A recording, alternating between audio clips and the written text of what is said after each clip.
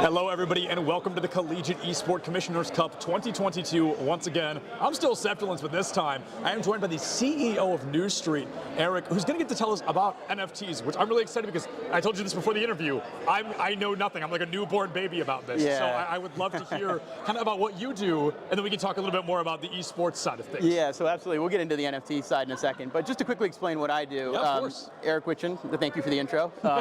CEO of New Street, and New Street is a media and analytics platform for collectors. So you can think about it as like the world of collectibles has grown significantly over the last 5 to 10 years.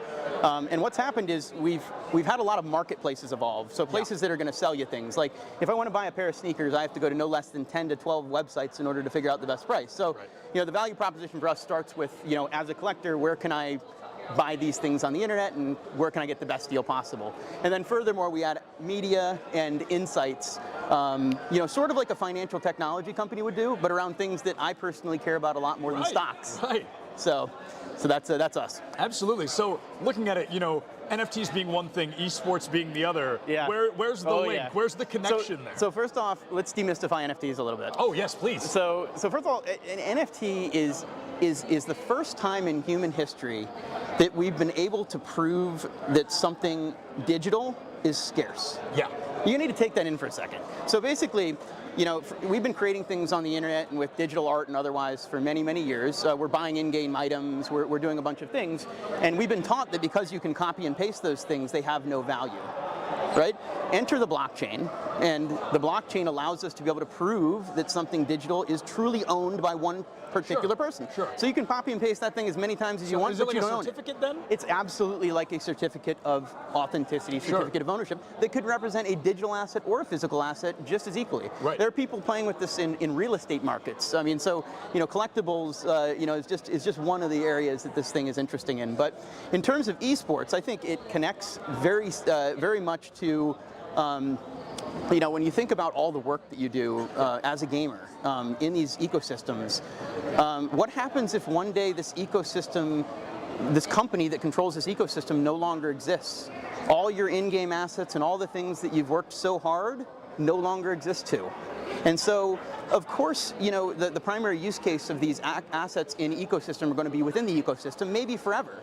But it'd be really nice to be able to pull them out of the ecosystem, own them separately, and so if those companies are foregone, you know, go by the wayside someday, you still have these things to say, hey, I used to play this game, it was a lot of fun, and so that's really where I think the value comes in. Okay, so that's preservation of value, so to speak. Yeah, so that's a great kind of segue into the other part. You've got all these positives, so people that are looking at it, they're kind of shaking their head a little bit. They're like, oh, this is going to be damaging, this can be harmful. Of course. What is kind of the counterpoint to that, I guess? Of course. The counterpoint is that I think the misperception is these NFT games are coming to take gaming away from gamers, or the fun out of games.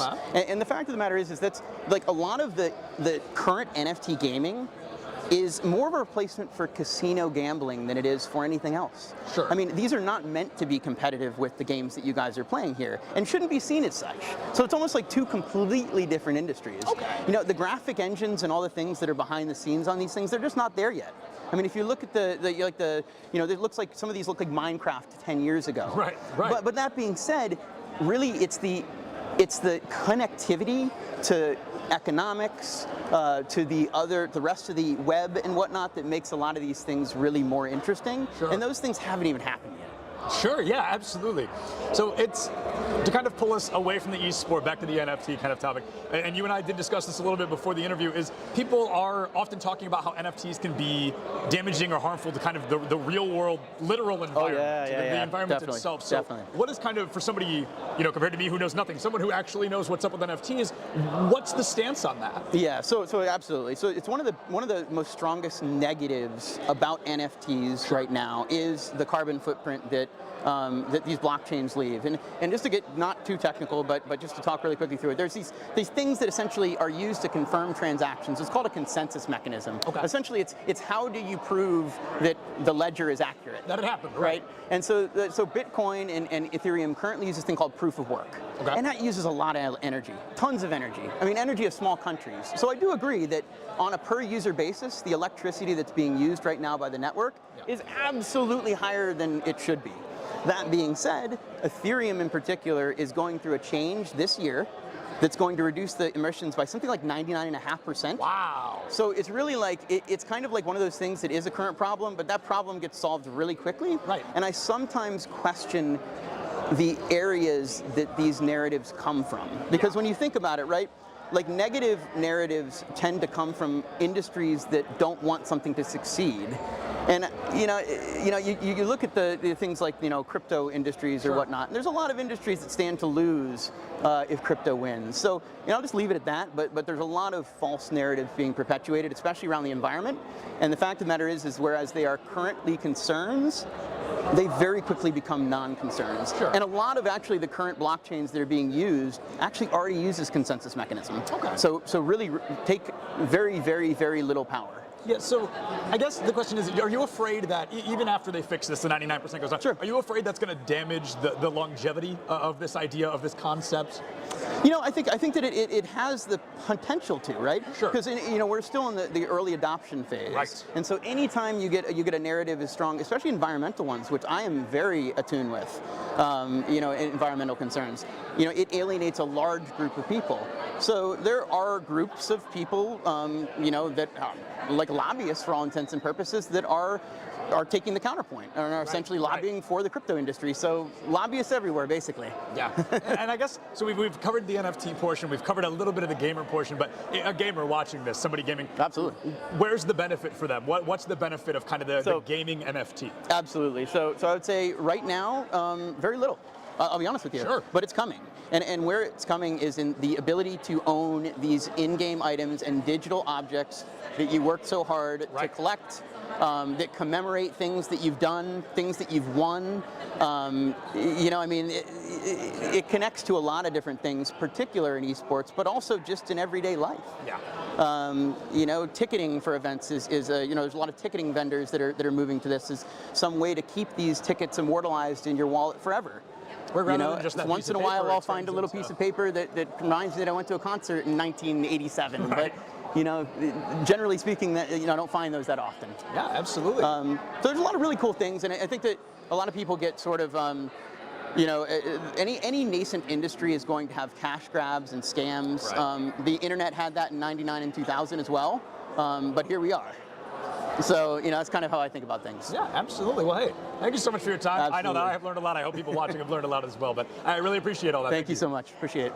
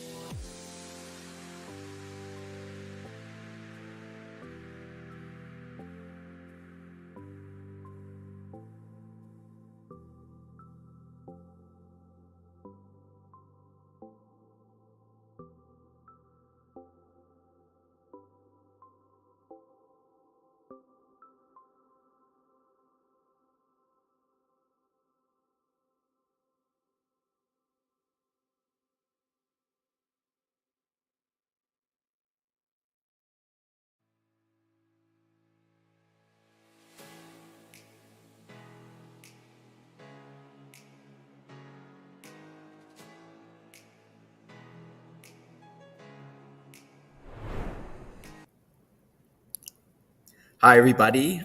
Garvey here. It's really a pleasure to be here. I know I don't have too much time, 15 minutes. There's so much that I really want to say to you all. First and foremost is I want to let you know I recognize all the sacrifices and great work that you're doing for students. Ultimately, at the end of the day, we're all in the service of students through education. What are we trying to do? We're really trying to empower and give confidence through education for the next generation of professionals. So, what does that look like? I talk till the cows come home about these valuable and transferable skills that esports imparts. So I think we've talked about that a lot, but you could think about all the different skill sets that you're bringing to the table as you're coaching, as you're creating these programs. So it's really important, I think, that maybe we vocalize that a little bit more to the students and let them know how much they're learning, how valuable these skills are, where they can apply them inside the esports industry and outside of the esports industry to a host of industries.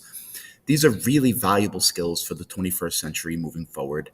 I think it's really great that these esports programs are complementing what education and traditional education is teaching students. The philosophies are very important as well. As everybody knows, I'm a bit of a philosopher myself. But these hard skills that you're learning complements the traditional skills because we know education always is always just a little bit behind because it takes time to build curriculum. It takes time to make sure that they're accredited, so on and so forth. So really, you're doing a great service for your students in these hard skills. But besides that, how about the soft skills? So, coming from the industry, I'll let you know that a lot of companies look at students, recent graduates, as, individual contributors and recent graduates. What you're really doing is you're helping a student fill out a portfolio, right? Because we're in digital media, we're in new media. These digital media skills can be translated into qualitative and quantitative inputs and outputs on a portfolio. But besides that, how about the soft skills that's inherent in esports and team play? This goes in the cover letters, and you can accentuate these soft skills. So when students graduate, they can present themselves as team playing young professionals, not individual contributor recent graduates. I have a great story about the Twitch student graphics that when I used to work at Twitch, as everybody knows, I spent 8.5 years at Twitch and Amazon. And all those graphics were created by a student out of the University of Illinois. And we put her under contract. She worked with us for about 2 years. And she had this great cover letter that said, hi, I'm a marketing student, but I want to let you know for the last 3 years, I've been doing marketing in digital media. And I had to work with, the students in the esports program, the administrators, students in the art department, in the marketing department, to put together marketing decks and to put together graphics that represent student programs and what we're doing at the University of Illinois. When that young lady graduated, she didn't have to look for a job. She had 3 or 4 of the biggest traditional media companies waiting for her to graduate. She really impressed a lot of people. So, you're doing really good work with making young people into young professionals. And our industry really needs this. I think most industries really need this. A lot of companies, a lot of industries have lost touch with the next generation. We have Gen Z, millennials, and now we have Generation Alpha coming down the pipeline, the first digitally native generation in history. And you have all these companies with older people trying to guess what young people want, guess how to be in their best service. I think to myself, your programs are really paramount in making sure that there's now a bridge that can be formed between companies that want to work with the younger people, work with the next generation, and be able to be relevant and not have to guess. And it's really important when you think about this that companies don't have to guess. you're helping students again be able to have a voice, an empowered voice, and be confident in that voice and know what they want to be able to vocalize that to companies. That's really, really important what you're doing right there. Besides all the hard skills and the soft skills, gaming, I'm sure everybody here will agree, it really changes people's lives. I can go through a little bit of my life story, and it really resonates with a lot of students. So I got my start in gaming really in 1987 as playing Dungeons and Dragons. And I came from a really rough background. I didn't have a very good life. And I was a bit aggressive. And when I say a bit aggressive, I was really, really aggressive. But role playing, walking a mile in somebody else's shoes, really helped me understand that there's a better way to live. There's a better person I could be. So as everybody knows, Garvey comes from my paladin. I was Garvey the Paladin, which was the polar opposite of who I was at that time. But slowly through role playing and feeling good, our dungeon master was really good at the interactions between NPCs and the players.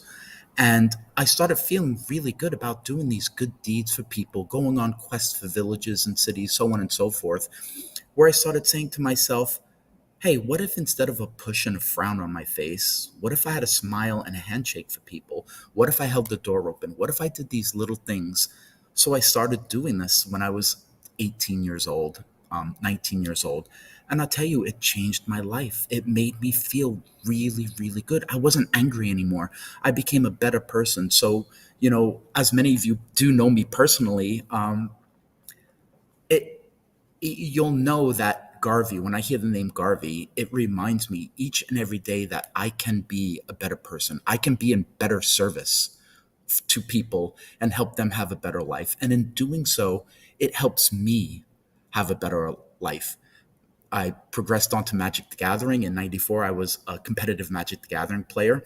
I give Magic the Gathering and Ultima Online MMORPGs in 1996, 1997, starting to play that. I give it a lot of credit to my business acumen there because I learned synergies. I learned how to identify all the mechanics in the system, how to create the synergies that bring time accelerators and really make you an efficient worker, right? MMORPGs, these not instant gratification, working towards a goal, feeling satisfied when you achieve that goal, min-maxing.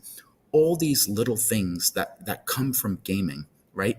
Not only being a better person, we all want to create better digital citizens. We all want to create better people, nicer people, and emphasize this lift as you climb mentality that I think this next generation really, really encapsulates.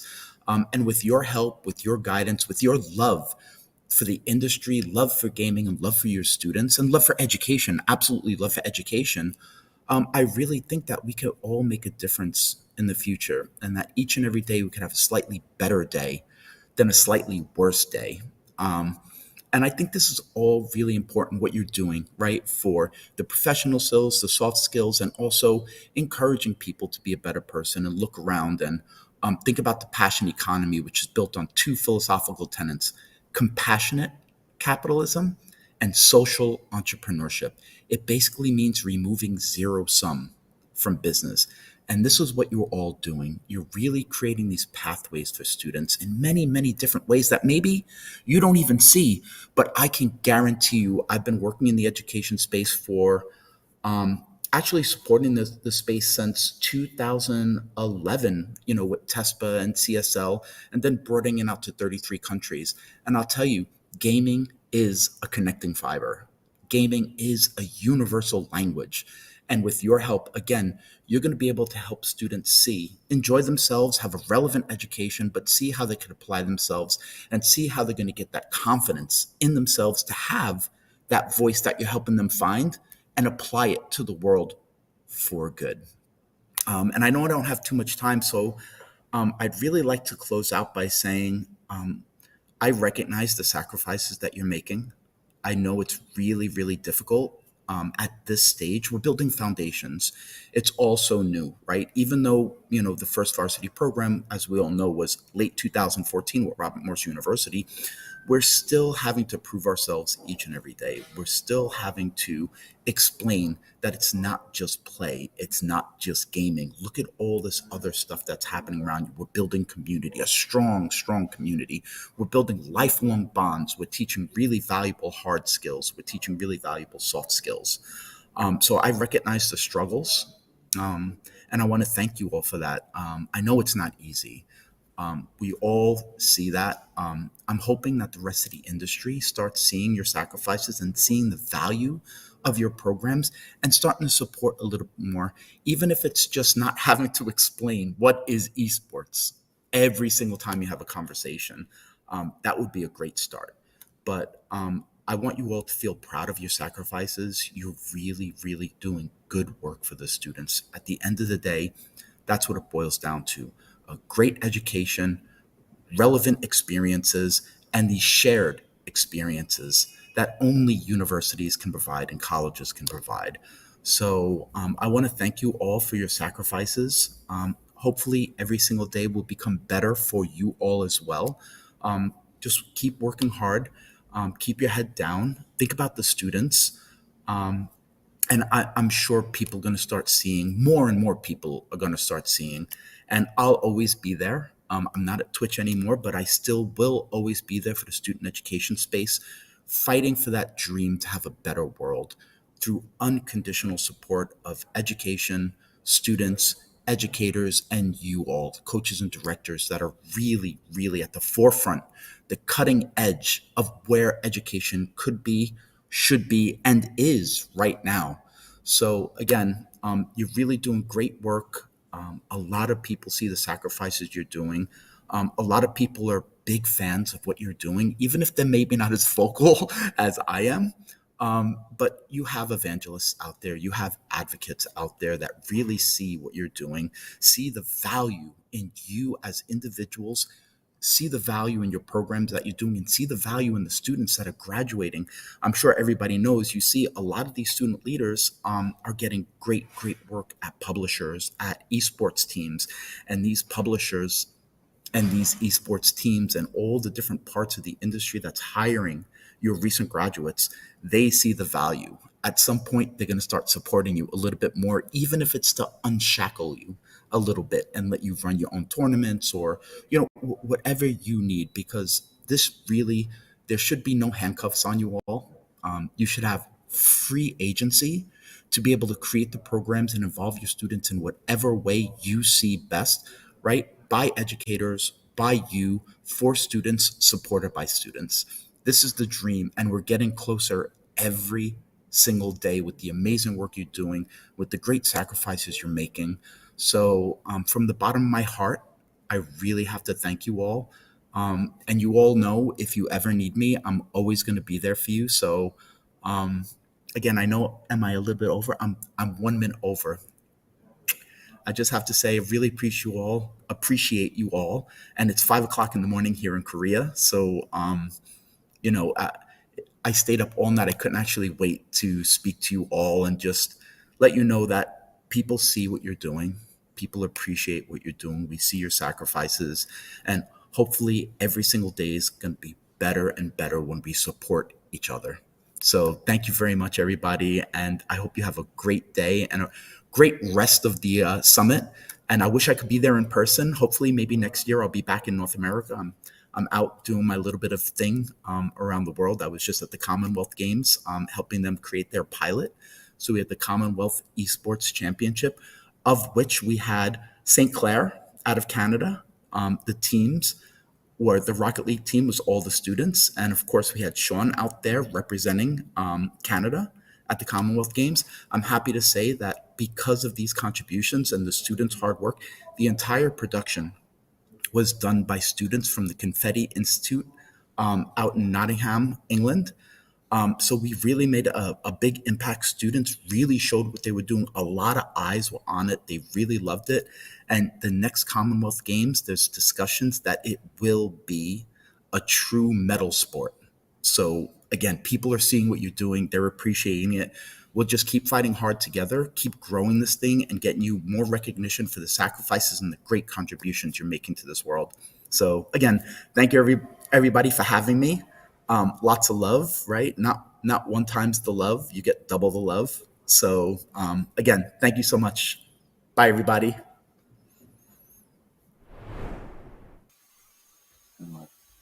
Wow, thank you so much, Mark Garvey Candela.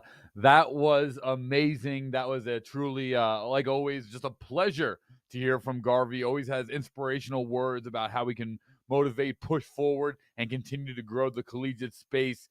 Thank you so much for staying up till 5 a.m. Garvey, you are truly the man. And once again, from everybody here at Collegiate, SMG, and EsportsU, Esports Foundry, I just want to say thank you so much to Mark Garvey Candela for his amazing opening ceremony that truly, I don't know, speaking for myself at least, touched me listening to. So that was an amazing start here to day number 3 of the Collegiate SMG Coaches and Directors Summit 2022. Like always, I just want to give you guys a quick rundown of what the day is going to look like on the day, and then we'll go from there. So coming up next, we actually have the CSMG and EsportsU's staff is going to be talking about the future of collegiate and looking to the fall for CECC, CSMG, and EsportsU. That'll be with Kyler, Mike Blewett, myself, as well as Angela Bernhard Thomas.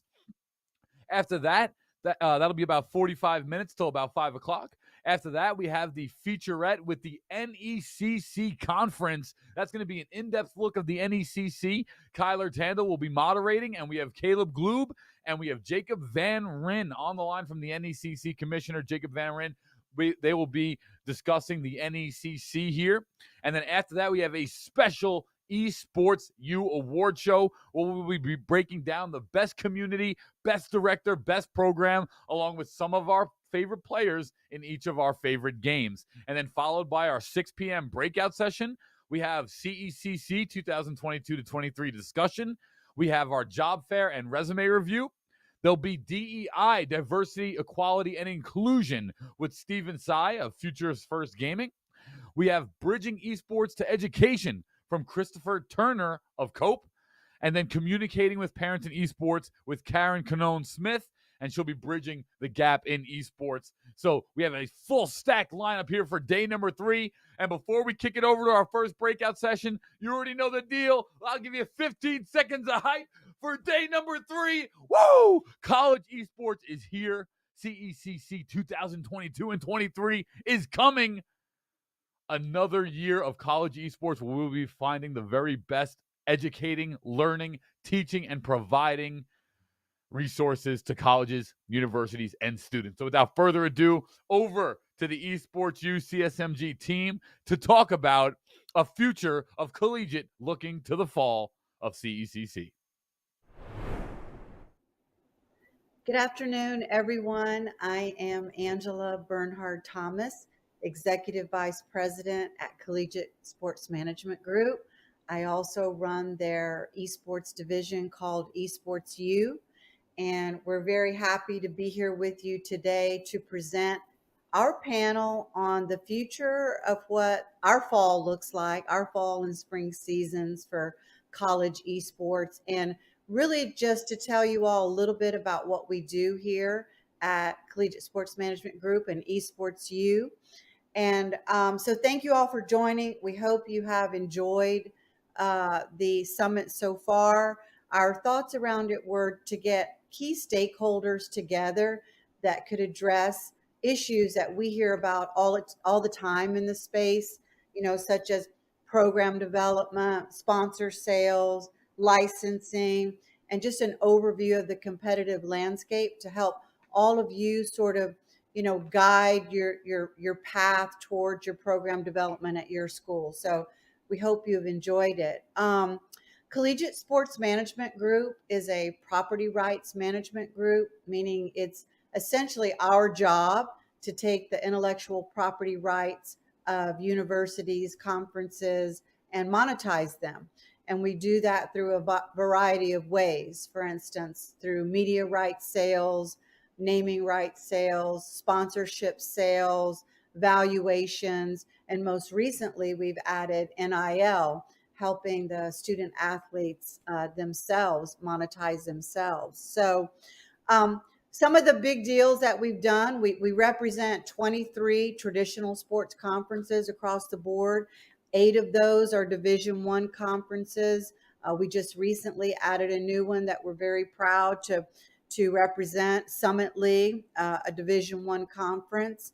And some of the other bigger media rights deals that we've done, we're just announcing today. NJCAA, a 3-year media rights deal with ESPN Plus to air all of their regular season football events and their championship in December and their men and women's basketball in the spring. So that's a 3-year deal on ESPN that we just brokered for NJCAA. Very exciting. This is the type of thing we do for all of our clients. We recently also just did a Big Sky deal with ESPN, a 4-year deal across all of their platforms. All of their events will be aired, and football and men's basketball are sort of the key events that'll be aired there. So we're also translating these type of transactions into esports, working more and more every day, sort of building a content strategy for all of our partners across media rights deals. So those are some of the things we're trying to grow in the space. On the esports side, we represent 5 esports conferences: ECAC, NJCAA, which is all of the 2-year colleges across the country, ECC, NECC, and Peach Belt. And we also represent HSEL and all of their 3,000 member schools across the country. So we take a lot of pride in representing these organizations. And if any of you need representation for your conference or your school, please just talk to us, and we'd love to hear from you on that. I wanted to just give a little breakdown on kind of what we're doing now at EsportsU and what we're looking forward to the fall. And actually I have a calendar here. Let me pull that up. But as some of you have seen, maybe we ran just recently in Atlanta the Commissioner's Cup, the Collegiate Esports Commissioner's Cup, CECC 2022. We had an amazing event in Atlanta. We brought in 64 teams from across the country. They played in across 4 game titles: Overwatch, Super Smash Brothers Ultimate, Rocket League, and Valorant. It was an amazing event. Had some of the best teams in the country come out and play. And we really, wanted to elevate the students and give them something to really look forward to towards the end of the year after a season of competitive play. So starting in the fall, we're going to run 4 regional events that are going to lead up to our big national event in May of next year. And we'll start the fall running qualifiers, online qualifiers. We'll start with our South region. So September 17th and 18th, we'll do an open South region qualifiers where any school that wants to participate can. Our conference partners will also be participating in that. That will culminate in what we're hoping to be a live LAN event. Right now, we are planning all of our regional events to be a live LAN event and working on locations. We have our dates pretty much set in stone. So October 7th through 9th, we're looking at doing a South region and talking with several schools right now about bringing that event there, including a couple in North Carolina. Also in the fall, we'll start our East region qualifiers online, our open tournament. That will culminate in a live LAN event. This one is confirmed. November 4th through 6th at Rutgers will be our East region. And so the top 8 teams from those qualifiers will play into that regional LAN event. Then in the spring, we'll start our West region online qualifiers February 4th through 5th, which will culminate in a live LAN event in March 3rd through 5th. We are now in talks with Boise about bringing that event there. So we hope that that works out. If any of our live events don't work out as planned, we'll do them virtually, of course. But our hope is to really bring the live LAN events to students. We realize the value of it. There's a lot of things that you get in a live LAN event that you don't get in a virtual setting. And we really want to be able to bring that to the students across the country. In February, we'll also have our Midwest region open qualifiers and then culminate in a live LAN event March 24th through 26th. And we're in talks now with Maryville about bringing that event there. And that's going to be an awesome place to do it. They're building out a new facility there, as you may have heard on one of our earlier panels. So that is where our 4 regional events lie in terms of scheduling. And then we hope to in May, I don't want to completely confirm the date yet, but somewhere around the first or second week of May, we will be running our Collegiate Esports Commissioners Cup, which again will be 64 teams. The way you get in to compete in that is all of our conference partners automatically get bids to compete in that. We invite other conferences to come and compete in it. And if you are a conference out there that would like to compete in it, please let us know. We also offer local bids. If we're going into a certain market and we want to have schools from that market come in and play, we hold aside 2 or 3 bids for them to come in and play. So the whole idea around the Commissioners Cup, when we first started looking at college esports across the board, we realized that there wasn't really a big event that included all of the conferences at the end of the year. And so utilizing our relationships that we have with conferences, we just called up and started saying, hey, would you guys want to participate in a national level event where we invite a bunch of conferences to come and compete? And we're just so excited to be the owner and operator of this. And in Atlanta, we had a partner there, Skillshot, and we were just so excited to bring this to the space.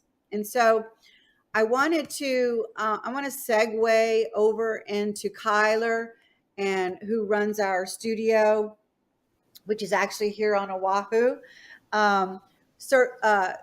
Switch over to Kyler and let him describe a little bit about what we're doing in the broadcast space with our traditional partners and other partners as well. So, Kyler, I'm going to switch it over to you now.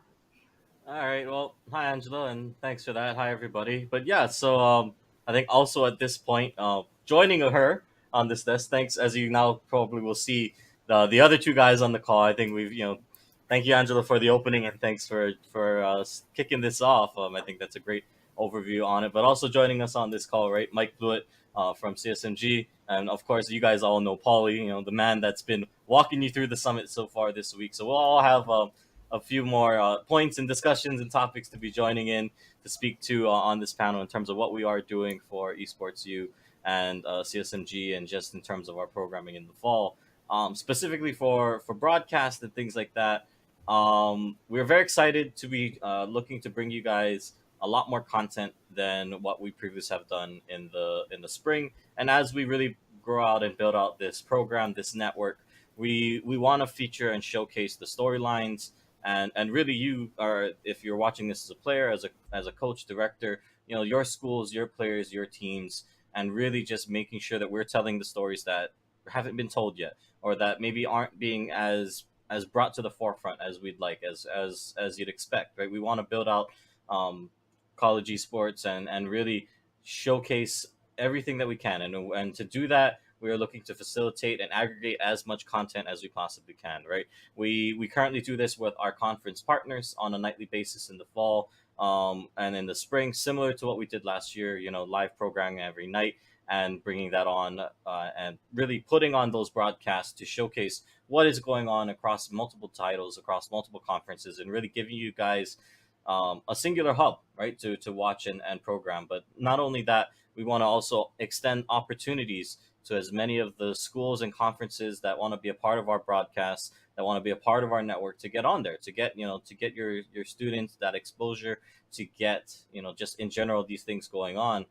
That's some of the things we're excited to bring to you guys in the fall and to expand upon as we grow and increase things in the fall. Obviously, as Angela mentioned, with our CECC series, our event series, and our tournament, our national competition that we try to put on, we will be bringing in more broadcasts, more content. We want to expand on that and really showcase more of these live events, more of these qualifiers and things like that. So that at least is from my side, production. We are excited to bring that to you guys. And if you want to be a part of that, if you want to kind of come along with us for the ride and really extend out, bring your school's content or your students' content or any ideas you guys might have or anything you guys want to see in the space, by all means, feel free, approach us, let us know that, hey, you wanna maybe get your broadcast on our network at some point and things like that. That's some of the goals and some of the ways we're expanding and really trying to tell more stories. So excited for the fall, excited to see how much more content we can put out and how much more content we can create together with all of you.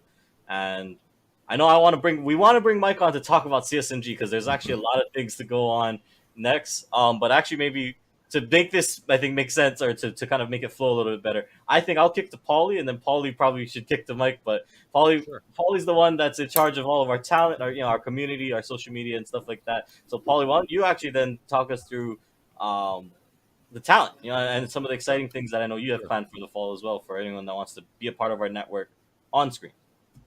Absolutely, and you guys can hear me well, right? I'm not seeing my You're all good. movement on the thing. All right, great.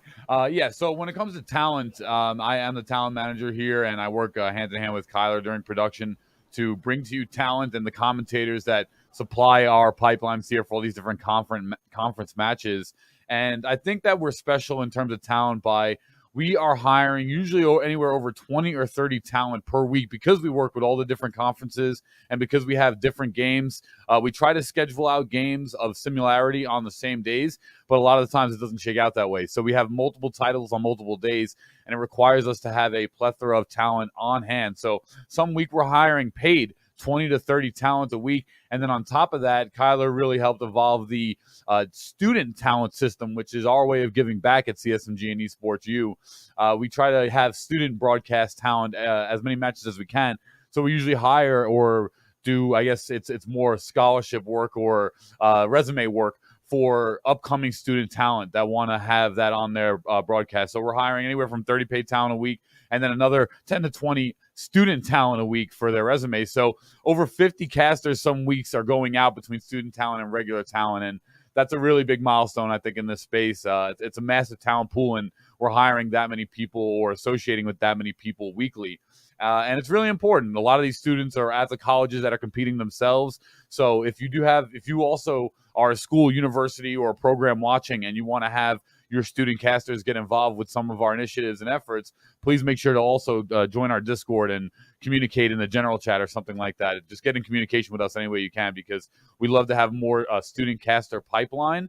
And that's one of the bigger ways that we are moving forward here at EsportsU, is that we love to pay talent and give as much as we can, but we also want to develop the student talent that's able to have like maybe their first resume experience from just something, being in a dorm room on a Wednesday night or a Thursday night. They're building their resume and they're getting that opportunity at their first paid experience, but it's with stuff that's coming from EsportsU and CSMG. So I really just am proud to manage that particular space.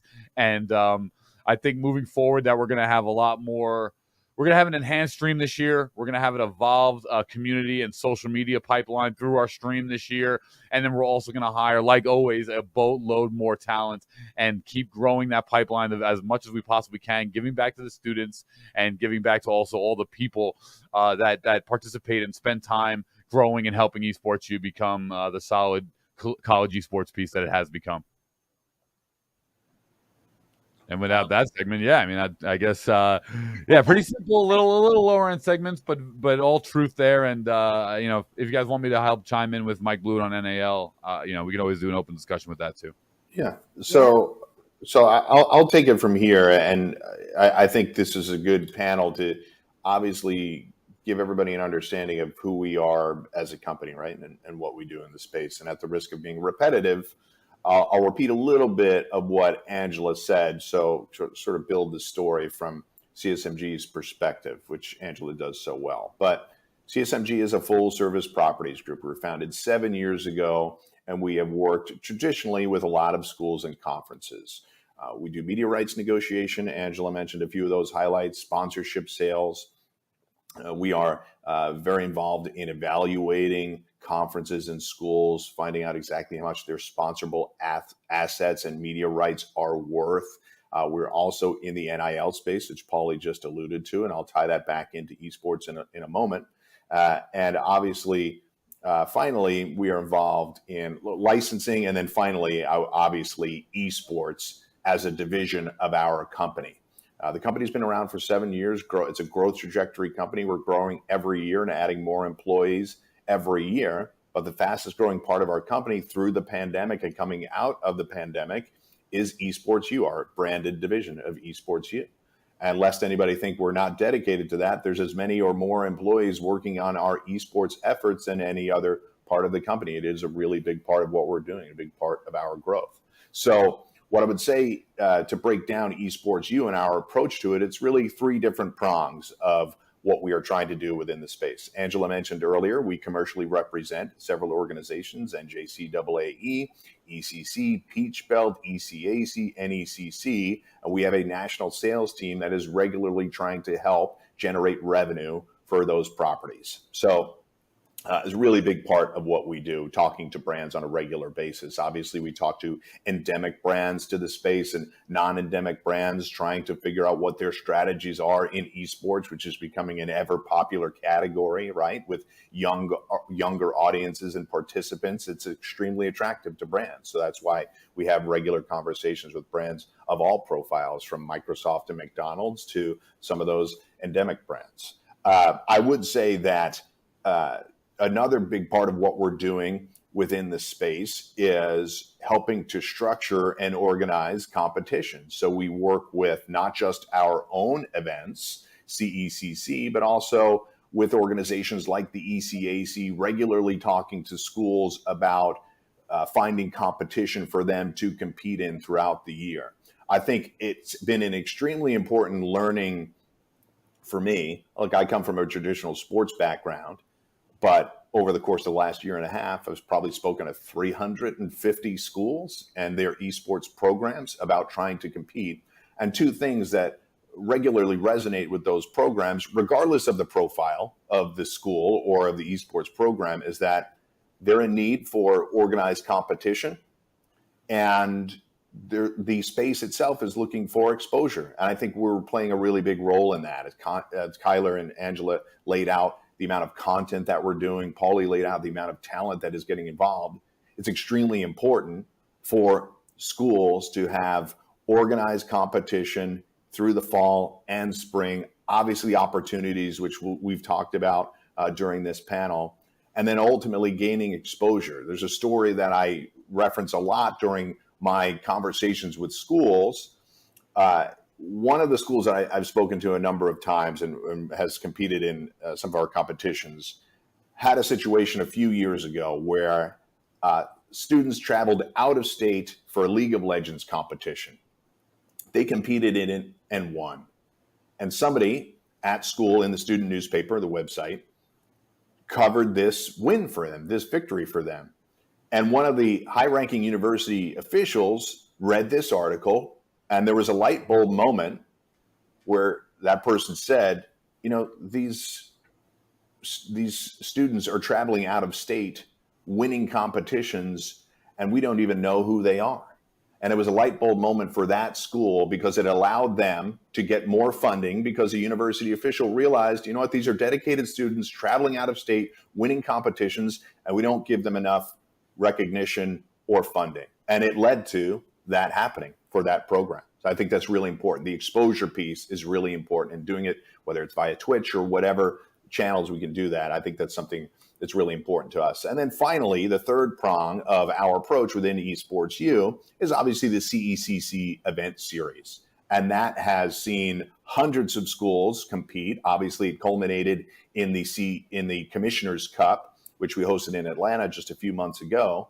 And that led to 51 different schools showing up from all around the country, literally all around the country, not just the contiguous United States. We had Hawaii in there. Shout out to our panelists here from Oahu. So it was really important for us to get as many schools involved as possible, all different profiles. We understand, obviously, with the amount of people that we have in our EsportsU team, we understand how important it is for programs to build and see different levels of competition. Not everybody is going to be an elite program right away, but exposure to different types of competition as well as different experiences, I think allows you internally to tell a story about how important it is for student athletes and directors and coaches to gain that kind of support and that kind of experience. It can be a crown jewel for a number of schools out there, and it certainly is attractive for prospective students as they look to continue their education on campuses, virtually, in person, however it may be. It's a really important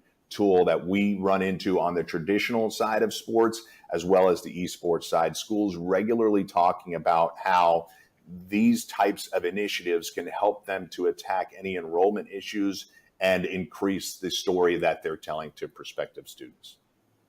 Yeah, that's a great point, Mike. Because when it comes to enrollment or colleges, I remember when I was, that age looking towards colleges, a lot of them is just interest. And when before, I started competing in esports in 2006, 2007 era. And, there was no interest. There was no communication pipeline about anything esports related at colleges at the time. And just having that interest, like you just said, is such a major component to colleges being able to pull in students just on the words esports alone. So that's just an interesting area that it's growing towards. And now they're able to see and facilitate it. And it's directly linking to exactly that area of enrollment. Yeah. And the last thing I would say is, I think we are mindful of the type of company that we are, built in traditional sports. I think we can borrow from our experience there and apply it to EsportsU and esports across the board. It does not mean we'll try to change it and make it just like traditional sports. We understand that you want to maintain your own identity within that community, but it is important to be able to borrow some ideas and see how that growth happened and perhaps mirror some of the ways that tournaments or media rights can be organized in order to further the success of this space. It does not mean we'll try to change it and put it in a box that it doesn't need to be in. And I love that about CSMG, actually. I love the fact that they have a traditional sports background, and that's where kind of the fun, because I'm in traditional sports. That's why I say that. Yeah. I'm into traditional sports, basketball especially. I played lacrosse in high school. I played multiple sports, baseball growing up, and I do think that there are a lot of areas in esports, like tournament ops or just the overall event flow of tournaments and shows that can follow traditional sports. So I do think there's ways to lend, borrow, and learn from, and as we build the esports ecosystem. So traditional sports lend a big role, and I personally like looking towards them to help build at least some sort of idea of a foundation in esports, just me personally. Yeah, and the last thing I would say is Paulie and I share similar backgrounds as well. He works in EsportsU on a daily basis. I do as well, but I also am mindful of our traditional sports endeavors. But Paul and I both have TV experience, and Paulie's a caster. I host television shows and radio shows for over a decade. So we share a lot in common, even if we're coming at it from slightly different angles. I think it's indicative of our support for this space. I think I love our program that supports student casters as well as getting talent involved. I've obviously worked with lots of people over the years that were just looking for that shot, looking for that break, and looking for that experience to be in the TV and radio business. If nothing else, you need reps. There's no way to improve unless you get live reps. And it's really important that we're supporting it. And the good news is Kyler and his team are putting out enough content that I think there'll be more and more opportunities going forward for coaches and directors to either do it themselves or certainly lead them to exposing that on their own campus and letting people know that there's opportunities out there. If long-term you want to be a play-by-play person for basketball, it's okay to start out in Rocket League. Not everybody has a linear path to getting into that industry. So again, getting live reps is really important. And there's so many other jobs as well that can translate out of this experience in esports. The only path is not just as a player. I think all of us are representative of jobs in esports, but it mirrors traditional sports in pretty much the same way. You've got, broadcasters, you've got production people, you've got marketing and sales, and now NIL and things like that. But really, esports is kind of a great accelerator for a lot of new businesses that are coming up in the metaverse and Web3, and there's a lot of new technology that is going to be needed. And so these STEM students that are also esports athletes are really the future workforce and leaders of tomorrow. And us, as well as all of our brand partners that we work with, really recognize this. And I think that's really, a key driver of why brands are in this space. They want to be part of building that future workforce and leadership and shaping it and supporting it. So, yeah, it's been a very interesting space to watch. And we offer such a big, we offer such a big counterpart to traditional sports also, because it's a counterpart, but it's also the same, is what I'm trying to say. Because when you're traditional sports and they're done after their 2-a-day workout and they're done after their practice scrim, they're coming home to play Call of Duty and relax and put their feet up and get a drink and play video games. It grows their brain, problem-solving skills, and their hand-eye coordination while they're home. Hand-eye coordination, if you're a football player, massive skill. So it helps build those things while they're off the field. And then for us, vice versa, if you're an esports athlete, one of the errors I had growing up when I was competing in esports is that I was not active enough. I played sports, I competed a little bit, but I wasn't active enough truly when I look at it. So that's one area that esports players can learn from in terms of activity and physical and the marrying of both. People say, oh, sports and esports, video games. Not really. We're just kind of the tech industry's competitive form of competition, as to where traditional sports are more physical, hands-on. So I believe in the marrying of these two sectors and that they actually live together while also being counterparts. I think then, to speak to something about marrying, right, from traditional to esports, that to me speaks to this whole new thing. At least, again, from you guys, right? You guys have more traditional sports background, right? Paul, Mike, and all of that. But I think let's talk NIL then, because I think that's something that I think is really interesting. That at least when I heard about it, right, of what we're trying to do with esports athletes, schools, programs in general.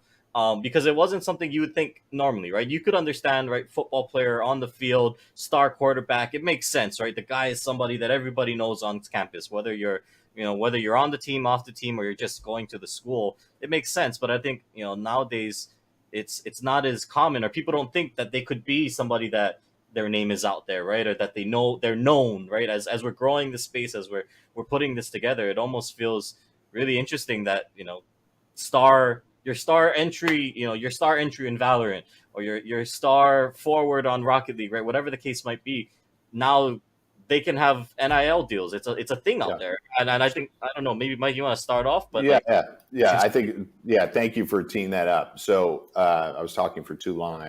I forgot to bring NIL into the mix, so it's a common occurrence, occupational hazard. So I would say that so NIL for I'm sure most of you watching understand what it is, but NIL stands for name, image, and likeness. Name, image, and likeness, that term has been utilized to describe the transition of traditional student athletes, NCAA athletes, and their ability to monetize their name, image, and likeness. It went live July 1st, 2021, and it has continued over the course of the last nearly 14 months now. It's an interesting term because it's been co-opted to describe the NCAA's approach to student athletes being able to make endorsement money or be able to monetize any part of their name, image, and likeness. But it's been around forever, right? We've had athletes endorsing brands for over 100 years. Babe Ruth of the New York Yankees was endorsing brands 100 years ago, and it has continued onward from baseball cards all the way through now, where we have lots of different integrations of how influencers can monetize their followings. So what I would say on the traditional side is it's still a very young space. There are a lot of stories out there regarding NIL that tend to focus on the negative, or how out of control, I put in air quotes, it has gotten. but there is still a burgeoning marketplace for many more student athletes that are involved. About 17% of NCAA athletes are currently involved in NIL, but 65% more than that want to get involved and are curious how to get started. On the flip side, brands are challenged with a few different things in the space. There are 10,000 professional athletes in the United States. Once July 1st, 2021 hit, and you dump every NCAA athlete into that space, that's another 500,000.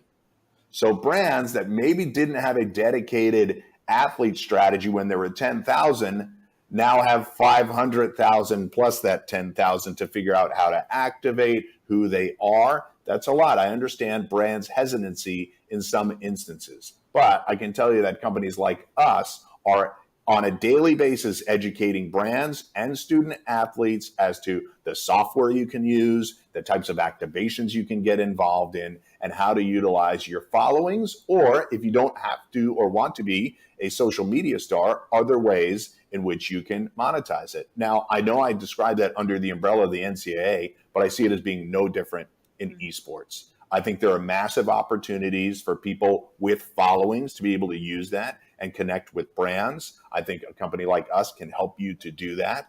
And then beyond that, we can make sure that those transactions are safe for you. I think there are opportunities, not just at the individual competitor level, but at the program level to have a sponsorship go to that. I'm sure some of you out there listening and watching already have deals like that in place, but I think we can continue to enhance, augment those deals and make them more comprehensive and make them, first of all, I think product deals are perfectly fine, but I think we can get beyond that and grow some of these deals to a greater extent. Paulie, thoughts on that? Yeah, what you said is right. So I'll put it in for layman's terms here for just the esports players, because I talk to so many of our athletes that compete in our CECC series that are currently still in college. And basically what when Mike Blewett says NIL, what he's referring to is just very simple. If a brand or any sort of anyone wants to use your school's name or your brand or anything with you, there is a deal for you that can be put in place, whether it's product deal, whether it's a paid endorsement. You can, whether you're a macro influencer or whether you're a micro influencer, you can be paid for your services. So most of the people, when I talk to them, most of the, I won't say people, college athletes, they are, intimidated by the word. They don't really know what it means. They've never done anything with it before. And that's what it means. Any single time a brand or anyone at all wants to use your name or do a deal with you or do some sort of activation with you or your school, that's basically what the layman's terms, the NIL meaning comes from. And it's evolving in this space. There are so many brands that want to associate with micro and macro influencers and just get people involved with their products or their services. So all of you, collegiate athletes out there that are competing in esports, not only are we trying to broker those deals, but also keep your eyes, ears open, and don't be shy or scared to take these deals, because that's what I've heard the most, is that most of the time they're just scared to take them. They don't know what they are. They don't know if they're locking themselves into some agreement or terms that they're like going to give their name away or something too. So this is a really important space, and it's how you're all going to physically make money and build your brands along with company brands. So it's really important to learn, and my advice is to just get your feet wet. Don't worry about shying away. Read the contracts and take some of these deals, because growing your own brand is the future of what our industry is going to be, in my opinion.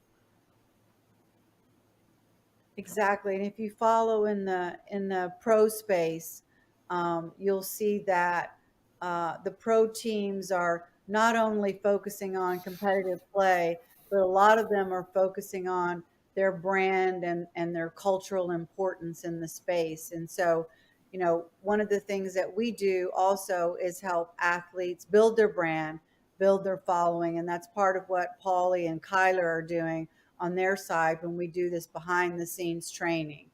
And so, building your brand, this is the creator economy. Anybody and everybody can be anything they want to be. And so we just really want to be the conduit that supports that across the board. Absolutely. Yeah, I think so. With that said, thank you everyone for, I think, great insights in terms of, for any of you that were watching this and maybe had questions about, what is EsportsU, what is CSMG, who are they, what are they doing, what are our plans, right? Well, we know we kind of tried to make a bigger splash in the spring, and We're excited to bring more stuff with you guys for the next year. But I think maybe as we close out here, I know we're slowly approaching on time then, but maybe let's go around the room with everyone here of just what's one thing that we're all excited for this next upcoming year. I know we touched on our plans and a lot of things, but if anyone had to speak, if you had to speak to just one thing of just what has you excited for us as a company, for us as the collegiate or college esports space, right? What's one thing that has all of you guys excited? And maybe we'll start with Mike, since our traditional sports guy, and we'll let Mike speak first.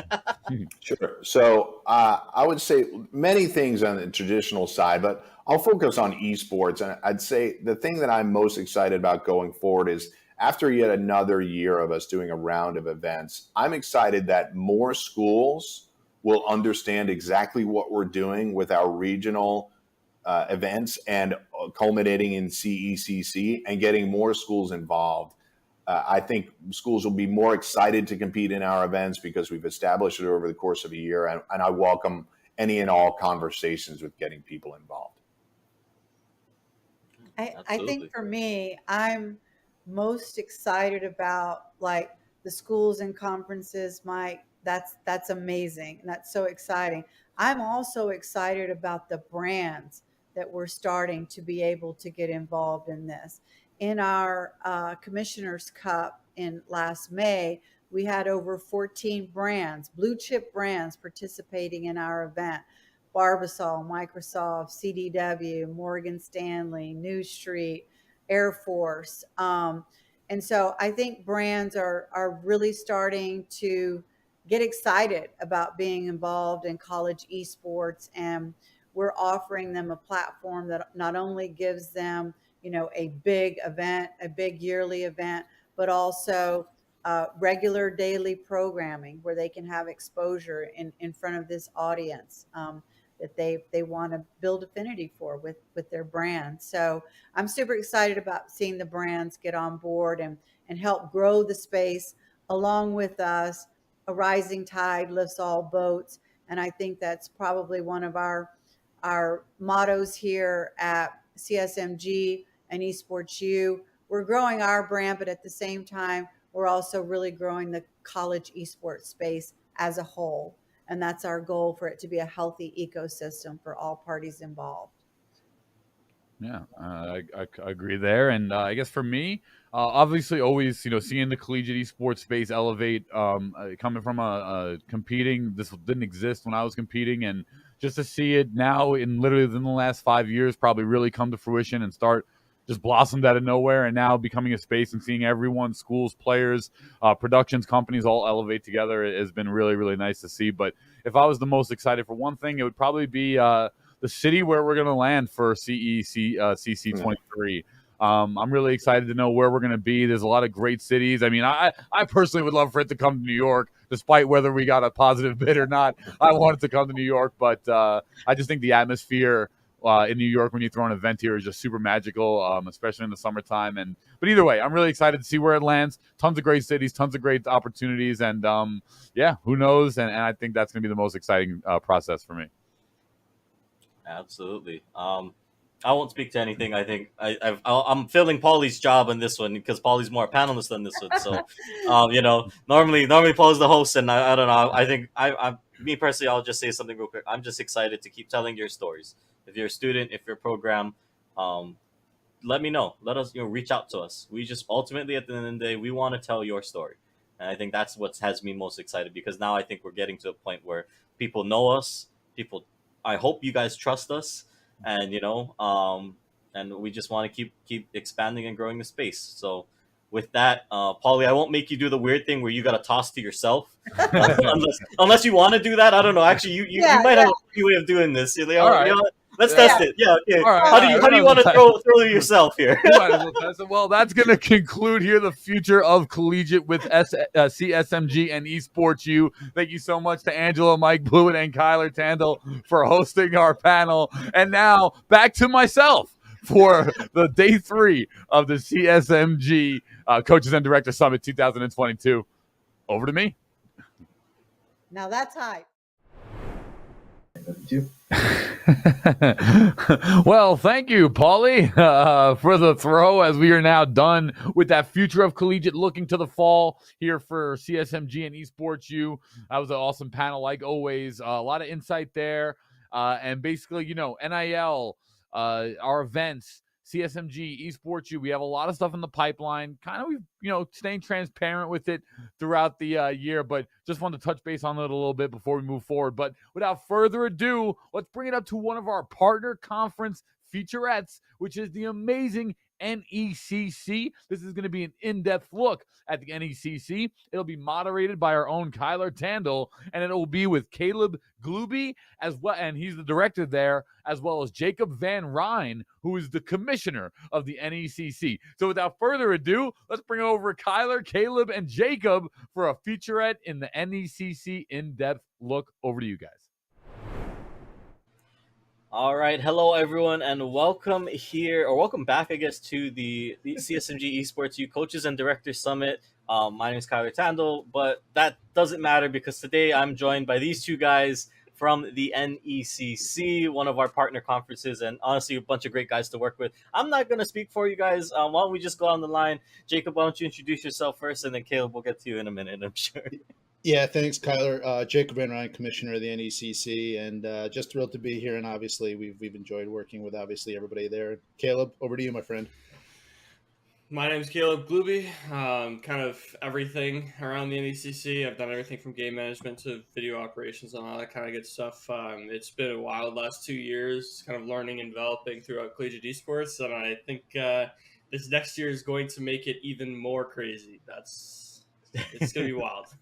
Yeah, don't spoil anything, man. We got a little bit more time to go, we'll get there. We'll get to this year in a bit, but okay. First, for anyone who maybe doesn't know, which I mean, honestly, if you're watching this panel, if you're on this channel, I'd be surprised if they didn't know who you guys were. But just real quickly, either of you can answer this one.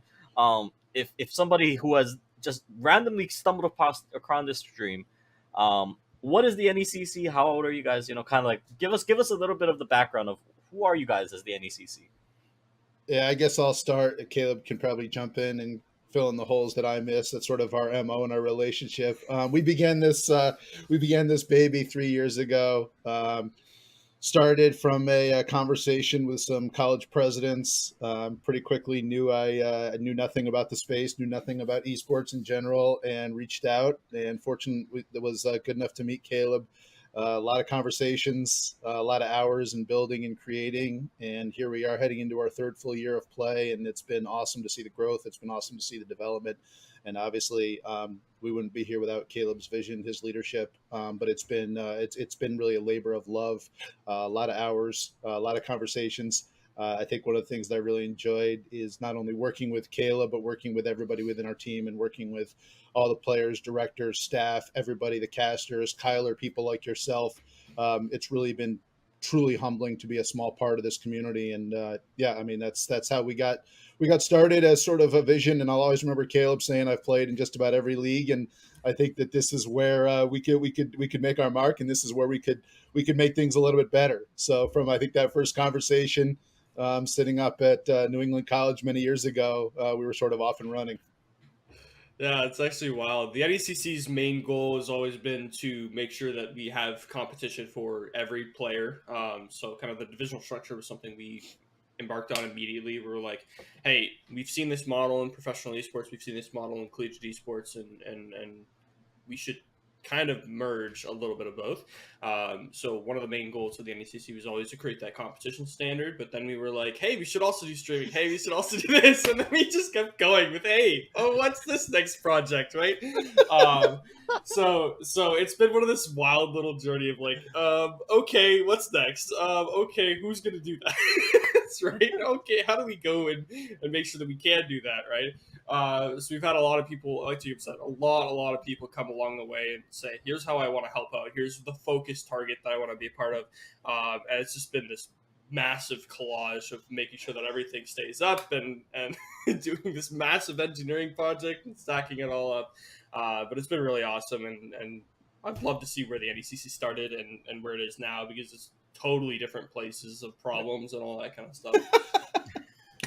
Well, you say problems. I think a lot of people say, ambition. Maybe another way to describe that, right?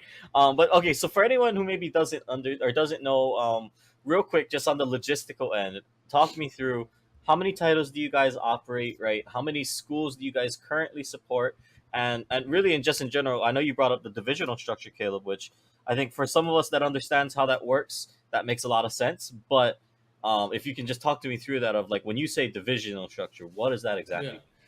So let's go first to last here. So we're currently operating in 6 titles this year. We're adding Smash to the group, so we're running in Valorant, Rainbow Six, League of Legends, Overwatch, Rocket League, and now Smash. So we're running Smash Crews and singles, which is awesome because we got bullied into it.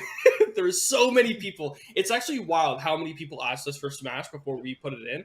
Like, just the amount of support that game has is just absolutely insane. So definitely a good ad for us, and we'll see a lot of good growth with that. In terms of schools, the last 4 semesters, we operated fall 2020 at 36 schools, spring 2021 at 86 schools, fall 2021 at 153 schools, then spring 2022, which was just the previous semester, at 217 schools. And we're going into the fall expecting north of 250 schools, although me and Jacob have our differing opinions. I think we could get to 300. But we've got to set our standards low before we kind of drive up to 300. And every semester we have our 2 numbers, and it's normally a little on the higher end. But kind of the main reason we've been growing so fast is because once the divisional model fleshed out, so spring 2021, where we were really able to use the divisional model at a level that was really accessible to most teams, that's when people started to see, oh, this is a lot more fun for my teams that are not as good a level or as good a level, right? So kind of pull in that same little level CRL teams, right? And having them just play in another place, which helps them prepare for CRL or CVAL or CVOL, right? And then all the way on the other end of the spectrum, right? Having those teams that would never have a competitive experience against a CRL team. We had a division for them and a conference for them, and we've been able to expand this structure to basically have a conference in each given time constraint and each given time zone. And like Rocket League had 12 conferences east to west in 2 different divisions, so that those 2 divisions could have, you want to play at this time? Great. There's a whole conference for you. No one's going to not want to play at this time, right? And we got really good at that last year, and it's going to get bigger this year, right? So we had 200 Rocket League teams last semester. This semester, we're kind of, Patrick gave us Patrick's our lead data analyst. Patrick gave us a rough estimate based off of what we already have. We should have 260. I'm like, no, I don't know if we can handle that. But it's really just unmatched kind of growth, and the divisional structure is set up for this, so that we can continue doing this at scale and making sure that each team has an experience that they're playing against other teams of their level. And with the growth in Valorant and Rocket League this year, Rocket League's going to have more high CRL level teams on the East Coast than ever before, and Valorant's got more players coming in from amateur and from high school than ever before. So it's kind of this weird mix of those 2 games, which have always been our best games, are now not only the best games, but also massively growing this year, unlike any other year, which is unprecedented, which is leading to the more schools and all kinds of other things as well. No, I think that's really awesome, and I think that's really great to hear. And I agree. You guys tackle the most things, or a lot of the craziness of divisional structure. You guys do a lot of the data analytics, and we'll get into that in a minute. But I think before we touch on that, because there is a point in there that you mentioned, the East, West, and time zones and all that. I'll get to that because that's related to your streaming that I want to talk about in a bit. But going off of that first topic, right, with schools, Jacob, I want to ask you this question of like, so as a commissioner, right, what does that mean to you in terms of like, how do you feel, you guys are serving, these schools and this community? Because now it's nationwide, right? It's not just, I know you guys are the NECC, right? So, Northeastern, whatever, but like, you guys are obviously across the nation. How do you as the commissioner, how do you feel you're doing in that regard of, taking on the schools, serving the schools, and really serving the community in that sense? Yeah, I appreciate that, Kyler. I think, I'll always think back to a conversation we had with the director at Cal State Dominguez Hills when Caleb and I were building this, even before we launched in the fall of whatever it was, 2020. And he said, listen, I'm in, but you guys are the New England Collegiate Conference. That's really hard to sell to the people here. So pretty early on, we recognized that we had to transition. We had some, I guess, some equity in the NECC, right? That there was some sort of recognition that people knew that. So we just sort of stuck with it, turned it from New England into National Esports Collegiate Conference. It was sort of a seamless transition for us. I think what's been really special, that's not lost on me at all in terms of when you talk about serving the membership, is the fact that whenever I have a conversation with a school or a director or a program or a player or whatever, is that no two programs are the same. It's unlike anything else. And every conversation I start, I say, tell me what it looks like in your backyard, because some programs have 7-figure budgets and some programs have $7 budgets, and we want to work with all of them. And that's been really critical, I think, to our success. I would say that while we're really proud, and Caleb and our team has done an outstanding job in terms of building the model, what I'm really proud of is the fact that we haven't said no to anyone. If anybody said we want to compete, if anybody said, we love what you're doing, we can't afford to pay, no worries, right? We've always talked about price point not being a barrier to entry, and that's taxed us. I'll be the first to admit that. We'd be a lot better organization if we charged everybody a lot of money, but that's not really who we are. I think we've been started about this. We started this for our community. We've created, and I don't think we've fostered and we've supported and promoted a really healthy collegiate community, and that's probably what I'm most proud of. With our growth, there's been challenges, no doubt about that, in terms of just the sheer stature, the sheer number of players and teams, and numbers that Caleb alludes to in terms of scope and number of Rocket League teams. But we're not really good at saying no. Caleb especially is really bad at saying no. So myself included, I thought I was bad about saying no, but I think Caleb puts me to shame when it comes to that. So I think what I'm really proud of is that we've done everything in our power to serve our membership. And that means, taking those conversations, those calls, how can we help, right? Not just with gameplay, not just with flushing out divisions, not just with players, but it's what else can we do to help and serve your program? Because I think at the end of the day, we're all in this together. We're all in for the betterment of Collegiate. We wouldn't be here without the other Collegiate orgs that are out there, to be totally frank and honest. We just hope that we've made a small mark and we continue to grow and support our community in a really positive and healthy way. And I think so far we've done that, and I hope we're able to do that forever.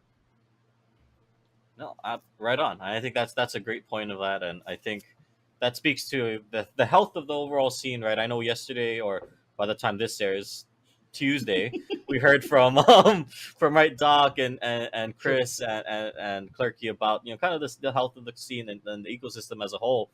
But all right, there's one thing I want to tackle now before moving forward from that. When we talk about health and scope and stat, or maybe stature, I don't know if that's the right word for it, but just in general of what some of the things you guys are bringing to the table, and because I do agree with you. I think a lot of the conferences, everybody brings something different. Absolutely. Right? We all work in different areas, we all work to the different strengths, to different specific goals.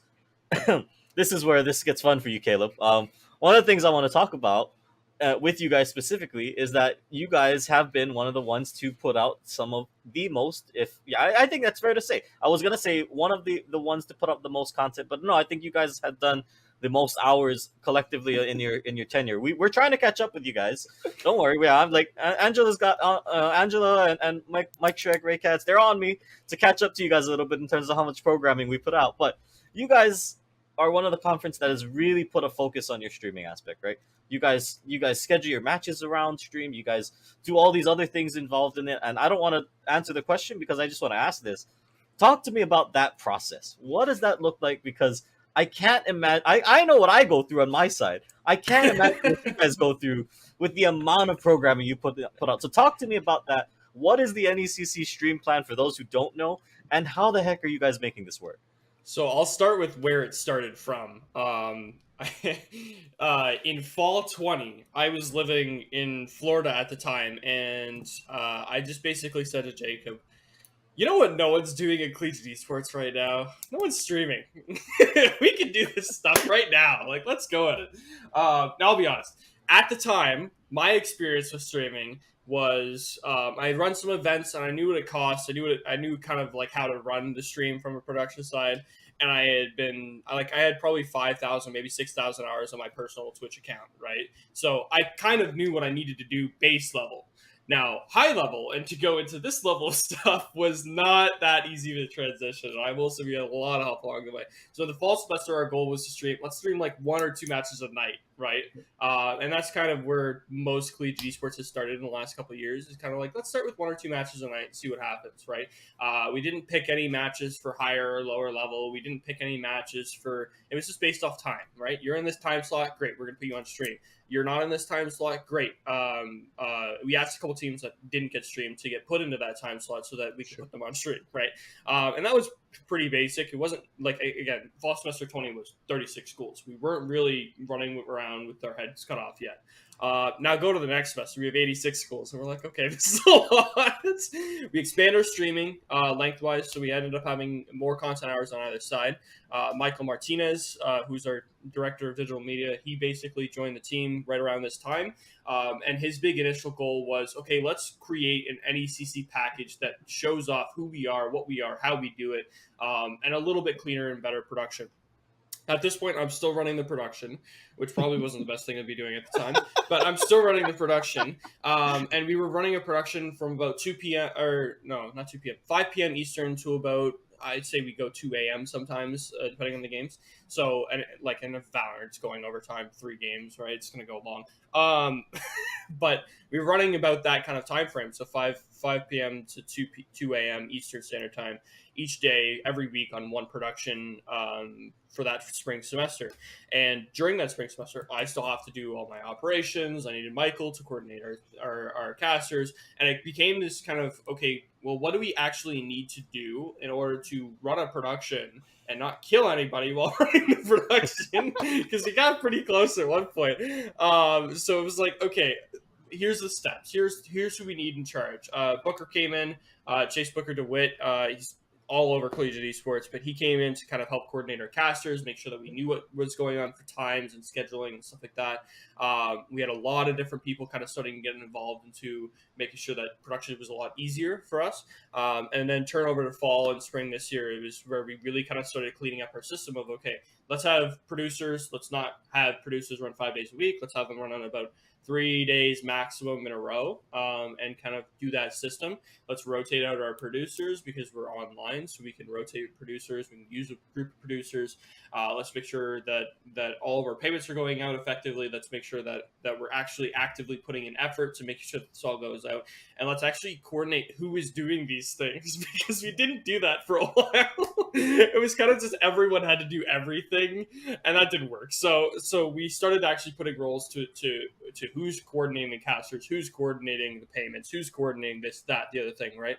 And it started to kind of fall into place, in all honesty, with our production when we turned into, okay, let's do 2 productions, right? Let's blow everyone in Collegiate out of the water again and see what happens, right? Like, is 2 productions going to work? Are we going to get the same numbers? No one's done it before, so let's just trial run it, right? And the thing that we noticed is it was expensive, right? 1 production was expensive, but 2 productions was more expensive. And it was more for the reason that we had those West Coast teams, and we had West Coast teams that wanted to play on stream, and their games started at 10 p.m., right? Which was wild, because when they started at 10 p.m. Eastern, that would go easily to 1 a.m. guaranteed. So it was more about just cleaning up the times. And what's going to happen this year is we're going to clean up the times. We're going to make sure that we're a little bit better on some games. So Rocket League's going to get different time for stream this year, but Valorant's going to be about the same. We were really close to what we wanted last year. It's just when those games went long, we didn't really have a perfect solution for it. So we're kind of cleaning up a couple of the things with the production this year. We're still sticking with the 2 productions because we really do think that was super, super, super, super valuable. And then we're kind of going from there into the kind of full transition of what's next, right? And how do we go bigger, and how, because in all honesty, for the NECC, if we wanted to stream every single game, it would currently be Valorant would be the biggest game, and it would be 68 productions, which is a lot. And that's with running multiple games on a production each and every time.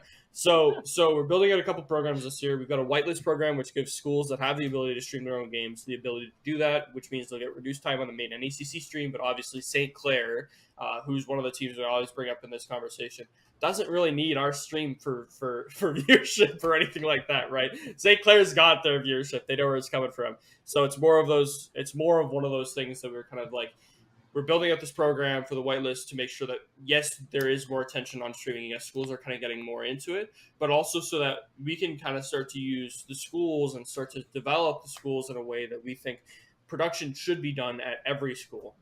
So there's a lot kind of growing into that, and there's a lot of growing pains, obviously, with production and all that kind of stuff. But the big questions are like, how do we get there? How do we do it? And then forgetting about all the problems that are doing and in the way, and just kind of going headfirst into them and learning what the problems are and how to clean them up as we go. Because if we didn't start or we didn't do any of this, none of it would have been a thing. I think that, Kyler, let me just say one thing to that. I think one of the things I've really been proud of with our organization overall, and streaming is a really good example, and Caleb gave a really good answer there, not surprisingly, is what I say a lot is that, we're better today than we were yesterday, and we're going to be better tomorrow than we are today. And I think that's sort of one of our like unofficial core thoughts within what we do here at the NECC. Like, we don't have all the answers. We're coming at this at a really good place. And that's been the goal since day one. But we know that fall of 2022 is better than fall of 20. And fall of 23 is going to be better than fall of 22, right? And I don't mean that incrementally. I mean, like, tomorrow is going to be better than today for us. And that's sort of how we've approached it, with that sort of mindset, knowing that we don't have all the answers. Nobody does. But we're in this at a really good place to support our community, to support our programs. I think streaming is a really good example of that. Absolutely, yeah. Actually, that hits it right on the head. I was going to ask you, as a commissioner, how do you feel about all this, right?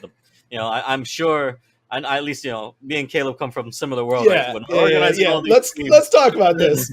Yeah, that bottom line, right? How do you as a commissioner, when Caleb comes to you and says, all right, I want to run this many hours of content, how do you feel? Like, how does that go? Like, how do I guess in general, I think you kind of already answered it a little with that sentiment, but really, making this happen, because I think that's going to be a question that some people are going to ask you guys, of like, how are you affording to put on all these streams? Sure. And I think undoubtedly a challenge. But I think we recognize the importance of it for our program, our players, our schools, and our community, right? So I think that ultimately, at the end of the day, listen, if we've talked a lot about this off air, Caleb and I have talked about this for hours. This is a passion. We're not doing this for a check. Neither one of us have taken a salary. Let's be honest. Let's get that out there right now. Not to say that whatever, but we've done this in a way that we want to support our community, and that's at the core of everything that we do. And if Caleb and our team says streaming is important and what it does for our programs, and I would say that Caleb talks a lot about sort of the logistics of it. I think about it from the program that says, hey, we use some of your analytics, some of your numbers to get some more traction, to get some more recognition in our own backyard, because they said to their school, hey, you're putting all your resources behind streaming this men's basketball game and it's getting 50 concurrent viewers, whereas our Overwatch game is getting 200 concurrent viewers. So all of a sudden the school says, all right, we got to recognize that type stuff. And I think those are the sort of incremental successes that we've had with programs. And I think that ultimately, as we've looked at this, Kyler, listen, I think what I'm really proud of is this is a non-for-profit. Ultimately for us, it's about our community. It's about supporting the teams. It's about doing this in such a way that we can continue to grow, we can continue to support, and ultimately we can continue to provide a first-class experience. And part of that is the streaming element. We know that, listen, we're really proud of the fact that some of our casters have gone on to really high-level, high-paid events. That's awesome. We can't afford them anymore. God bless them. If we want that, right? I mean, I'll be honest about that. Yeah, we want that for our crew, but we can't afford that. And now that they're making X number of dollars per hour, they should say no to us, and that's great. We want to provide that. We want to be that connectivity. We've talked a lot about sort of that pathway from high school to college on to pro, and sort of connecting the dots there. I think the stream is a great example of that. We've provided people opportunities. We've provided young casters the opportunity to get hours. We provided pro level casters the ability to stay in the grind, to continue to work in games that maybe they're not that familiar with, and those opportunities are great.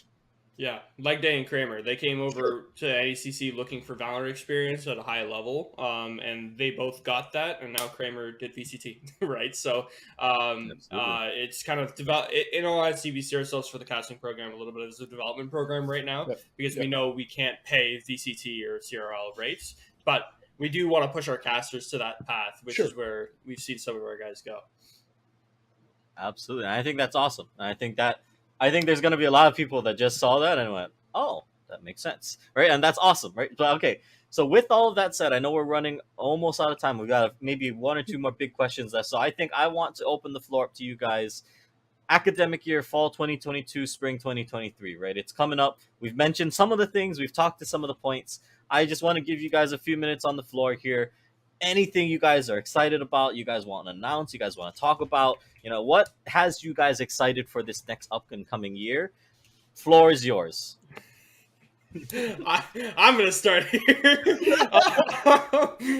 Jacob knows that I've been spending the entire summer on basically developing a few different, very specific pieces of the NECC.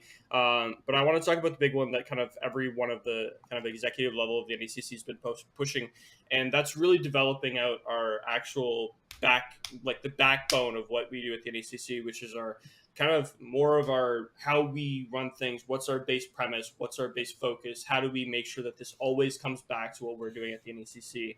And this is going to be seen very quickly at the start of the year with a release of the competition council and a development council and a couple other councils that are going to be very focused on, okay, here's our book, but also here's what we think the NECC should be, and having a bunch of people kind of get involved and start to communicate what their thoughts are on a regular basis in regards to developing the NECC. And that's been a major one led by Chase Newcomb and Gatormelon from SAU.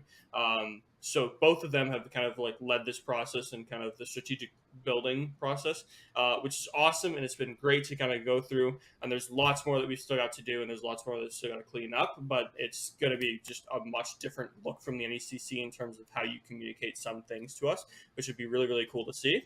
Yeah. But personally for me, I've spent the entire summer on 3 games, basically, which is Valorant, League of Legends, and Rocket League. And my main goal with those 3 games was, okay, let's develop out the top level gameplay. Let's develop out what this looks like to be in the top level gameplay. Because for a while there with the NECC, it was like, okay, you're playing in the NECC, but you're playing in the NECC if you're a T2 team. What about the T1 teams, right? Like, what about the top level Valorant teams? What about the top level League of Legends teams, right? And this development last year with CRL, last year with Rocket League, we had 12 CRL teams play, and 4 or 5 that were just outside CRL that were playing in NECC, right? So it was good high level competition, but it wasn't high enough, right? So I always want to push and see how much further we can go. With Valorant right now, I can easily say we've got 40 or 50 teams that'll be in the top 50, right? Like some really, really, really stupidly dominant teams in Valorant. League of Legends, I've pushed another couple, like I think we're going to be around 10, 15, 20 high-level teams, so GM plus teams.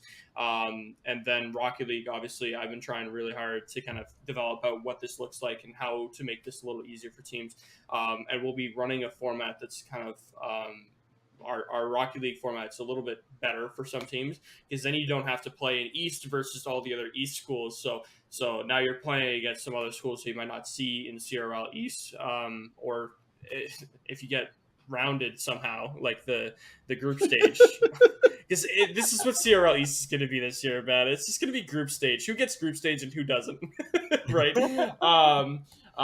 But if you don't make CRL East, you still have a place to play in, because it's going to be about 16, maybe 18 teams that don't have a place to play because they didn't make CRL East because of how incredibly competitive CRL East is this year. So giving them a place to play, but giving them the conference to play in against the teams that they should be playing against, with a slightly different format within our conference structure, which will allow them to kind of get a little bit more consistent game schedules. And that's kind of really the goal with kind of development when it's a single person, right? As a team, I know Caroline spent a lot more time on Overwatch this year. Booker spent a lot more time on Smash, and he kind of has been developing out what Smash looks like in the NECC. And they've all focused on making sure that we can bring in schools with that level of talent so that we can have high level gameplay in each of these titles. But as a team coming together, this kind of all develops into, okay, what's the next step? Like, how do we raise the bar to the next level? And you'll see that with our Rainbow Six. We're going to be getting national points this year in line with the national point system through Faceit. So that'll be really awesome to kind of add another level of like, okay, what's our Rainbow Six competition level, right? And then just continuing from there in each and every game and making sure that we're continuing to kind of take a step up, right? Yeah, that's well said. I think for me, Kyler, obviously Caleb is way better into the specifics and the nitty gritty. I think for me, the goal is continue to serve our community, continue to serve our players at a really high level. Make sure we continue to grow, we continue to develop. I'm glad that Caleb alluded to the work that we did this summer with our structure. I think it's been imperative to our group. Caleb and I, when we started this, we just sort of asked people to sit on a board of directors because they seemed to take some sort of interest in the NECC, and it worked for a couple of years. But now we're where we are, and we need to develop, we need to flesh out, we need to offer people some leadership, some higher level opportunities, and we're proud that that's coming. The final thing I would say on that front is, I think that for me, in terms of what we do, what's really been humbling to be a part of this is I don't come from the esports world. I come from the traditional sports side of the house. And Caleb and I, one of the reasons we've worked so well is because we are so different in so many ways. But what I'm really appreciative of is the ability to meet people in this space that I wouldn't have met otherwise. Right. I mean, I was a college athletics guy, right? I worked in conference offices. I did that. That was my life. Now, I get to meet people like you, Kyler, and we spend time together. We dive into projects together, and Caleb and all of our directors and all of our people, and those relationships aren't lost on me. I think that's really important. I'm really humbled to say that, like, I wouldn't have met these 250 people in my circle if not for where we are, if not for the NECC, if not for creating this. So that's really special to me. And I hope that for us at the NECC, we just continue to grow and develop and get better on a daily basis and continue to provide that first-class experience, as Caleb talks about, not just for the best of the best, but for those programs that are just coming on board and say, I want a place to play and have a good experience and get some wins and have some fun playing with my friends in a game that I love and I'm passionate about and I've spent thousands of hours on. That's why we're here. And it's a challenge, no doubt about it, but we're passionate about it. We're committed. And I think those conversations, those thank yous, those moments are why we spend as many hours doing this as we do. Right on. That's well said. And honestly, thank you guys for your time today. And talking about the NECC, talking about what you guys do. Really appreciate it to you both. Any closing words before we send it out? Any shout outs, promotions, plugs? We say that as a similar way that we would do an interview, but really, let me shout some out. Let me shout some out. First of all, we're excited. We're building a new website. For those that have been with us since early on, our website's been an absolute train wreck, and we're excited about that. We're excited about the development going on behind the scenes. But ultimately, Kyler and everyone, I think that for us, it's about that continued growth. It's about getting better today than we were yesterday, and that's our focus. For my side, we just say thank you for the support. We can't say that enough. We laughed. I mean, when Caleb said we can make this into something, I sort of like rolled my eyes and laughed, and I was like, all right, let's go. Like, you're going to have to help me along the way, but I'm in, right? I mean, I'm going to do this, and we were going to support it at as high a level as we possibly could have. And I'm proud to say that we've done that, and we will continue doing that as long as we possibly can, because it's important. And I think we've provided a good thing in the space, and this community is really, really special to me. Yeah, I hinted at it at the start of when we were talking about the schools, that every semester me and Jacob have two different numbers that we target. And they're wildly different. At the start of all of this, I said, 100 schools is in reach. And Jacob looked at me and he's like, no. No. We hit 100 schools that year, by the way. But that kind of like thought process of like every time, and this speaks to how different me and Jacob have always been about this, but every time we set a goal and we kind of push for a goal, we set two different goals, because there's always one goal that says, let's do it, right? Let's make sure we even try, right? And then there's another goal that says, well, let's not just do it. Let's do it times 50, right? And let's just kind of keep pushing through and see what happens. And because of that, we've always had this little development of let's iron out the kinks, but let's keep going past the kinks and see if we can break some more things. And I use Bull in a China Shop a lot, because in all honesty, we've gotten a little bit meaner in terms of how big and how strong we've gotten, but also we've got a lot safer about how we navigate certain areas of the China Shop at this point. And it's been a lot of fun to kind of learn how to do that, but also who you need to ask questions to and who you need to work with, and the schools telling you, hey, this is what else happens in the world, right? Because the NECC's taken up most of my life now, right? So I don't get to run events in Toronto anymore. I don't get to compete in events in Boston anymore. It's like I'm here, right? And I'm doing this, and I'm learning as I go, but I have to keep paying attention to the rest of the world, right?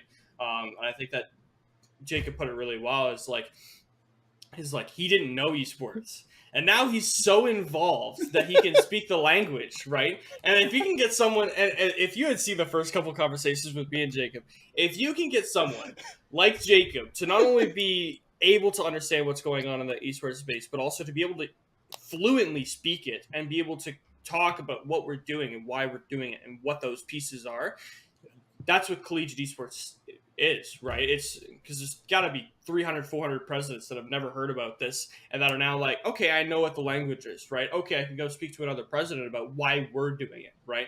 And that's kind of been the philosophy, is like, let's just continue pushing this, like what we're doing, how we're doing it, how to give other people information about it, continue cleaning that up over the time, and yeah, that's basically the NECC. Oh, we're right on, you guys. Thank you both for joining me. I think that will close our panel here today. So once again, Jacob Van Ryn, Caleb Gloob, or Gluby. I'm sorry if I pronounce it wrong. I always get that wrong. But anyways, thank you guys for joining me today to talk about your conference. Really, really glad I'm working with you guys. We get to work with you guys on a daily basis. Thank you for your time. And with that said, back to you, Paulie, for our next segment, or whatever that might be.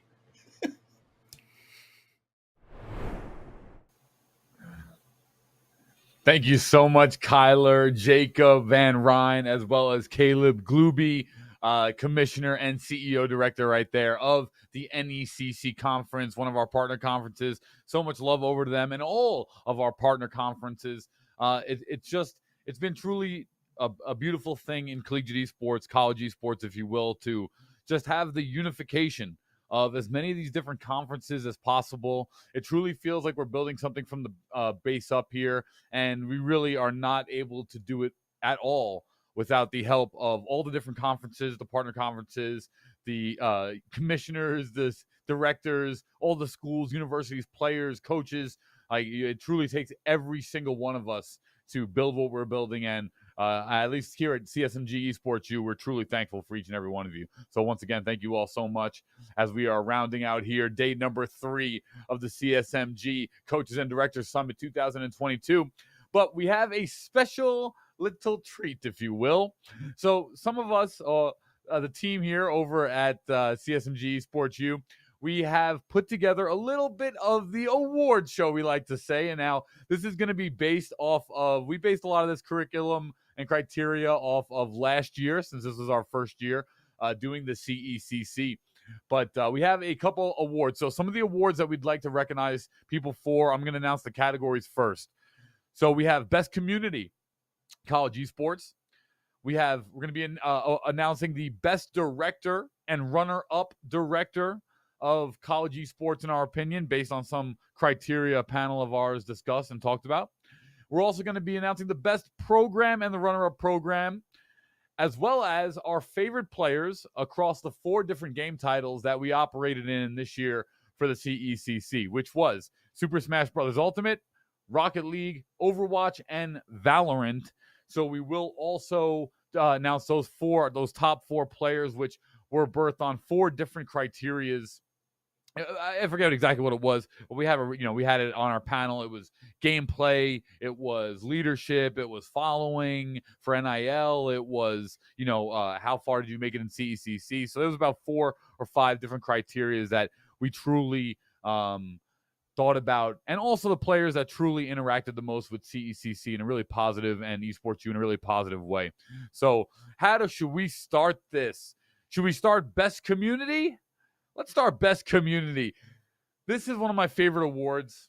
Best Community goes to simply the community that interacted, supported, and thoroughly gave back to not only collegiate esports, but also, really to EsportsU. So for Best Community,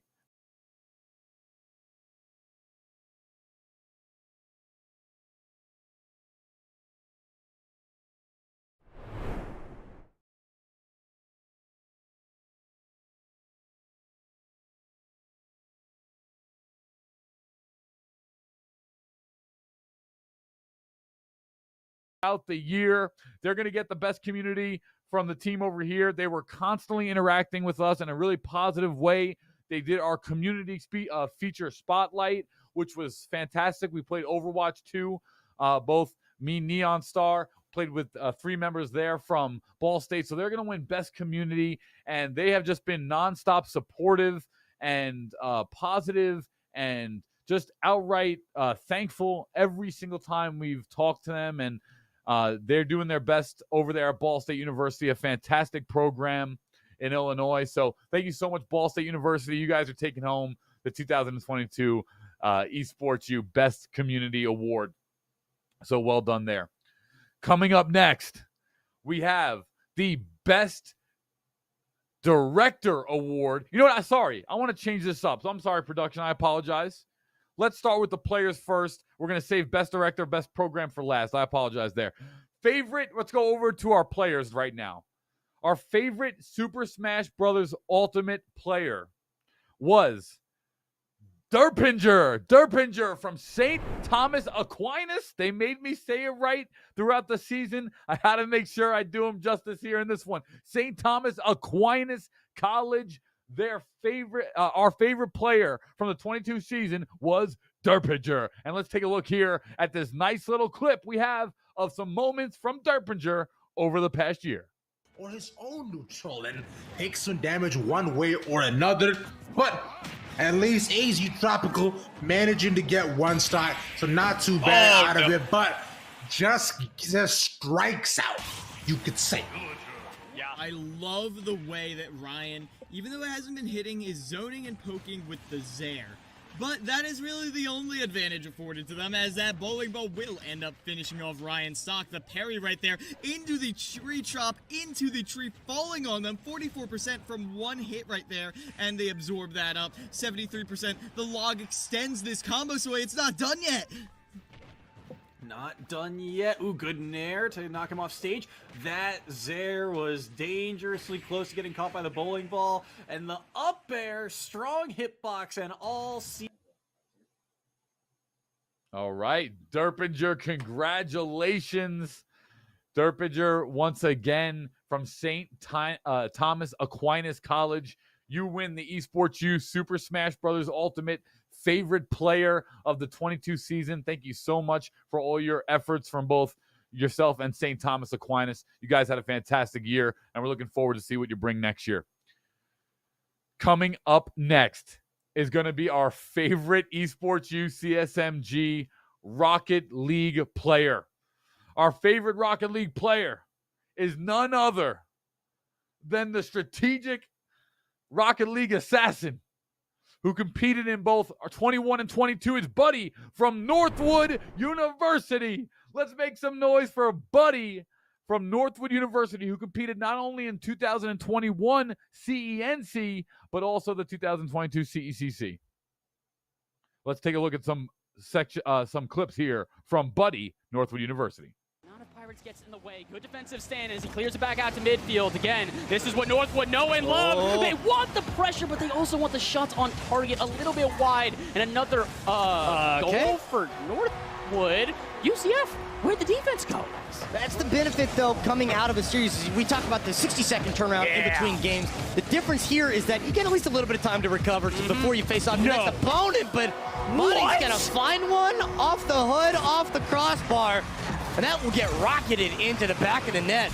Off the pinch. Good Lord. Clear out the midfield presence out of Northwood. Doesn't look like it's missed a beat. They were doing this last series, then they're doing even more here. Buddy with a negative angle to open up the score line. Wow. Some absolute amazing clips there coming out from Buddy and Northwood University. Those are some amazing clips. Absolute just monster in college esports. Rocket League continues to grow, continues to be a star there for Northwood University. So congratulations to Buddy and Northwood. You're taking home our Rocket League CSMG EsportsU favorite player of the 2022 season. Next, coming up, we have, now this was a very tough category. There were so many different, and all these categories were pretty tough. There was a lot of different notable mentions and people that stepped up and that were eligible for these awards. Overwatch is coming up next here, and this is an interesting one, but it's truthful as well.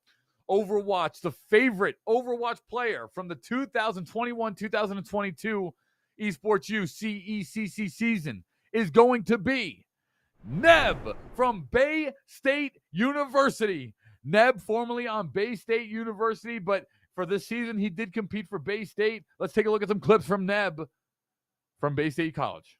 Welcome to the broadcast. Oh, I love it. I love the headband. I love the glasses. I keep it classy. I was going to ask how you're feeling on the back of that win, but I can tell from looking at you that you're feeling pretty good about that. Yeah, I'm feeling relaxed. Another day in the books. Another day down, another championship. You know me. Cup. I am Cecc, joined by a man I have interviewed probably well over 10 times. It's going to be my good friend Neb here from Bay State Overwatch team. Neb looked at me before he started his last series and he said, "We are not dropping a mat for the rest of the day." And so far, he has lived up to that title. But Neb, is there anybody you're thinking, we've got to get them out of the way, we've got to take them down? No. No? Just looking at it, each fight's its own, every game, going into it, just taking it as it comes? I have the confidence right now that we're not going to drop a single mat. I love Neb because not only is he confident, but he's correct.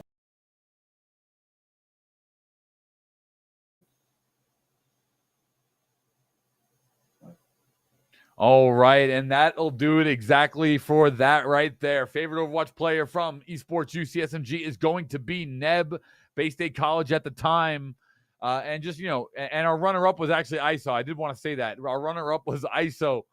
And he, both of those players were fantastic, but Neb's family showing up to the CECC, his mom constantly active on Twitter and in the college esports space, just really goes to tell an amazing story of support from his family. And Neb is going to be the winner of our 2021-2022 CECC season favorite Overwatch player award. Coming up next, we have our CSMG EsportsU favorite Valorant player, a big competitive section here of the award show. And the winner of this award, have to say, very rightfully so deserved, as our favorite player from the 21-22 season is going to be Zeno from Farmingdale State College. Zeno was standout at CECC. Very interactive. Let's take a clip. Let's take a look at some clips from Zeno from Farmingdale State College right here. Everyone has treated me with respect, and I would hope it stays that way. And either way, I demand respect because I reciprocate that respect to everyone else. So it's definitely difficult, especially for girls starting out. That toxicity is there, especially even now whenever I play a game without my team there. That toxicity is there just for being a girl. But as long as you don't have that mindset of them affecting you because you're better than them anyway, it's fine. Not anymore, 30 though. seconds We'll fall left. away.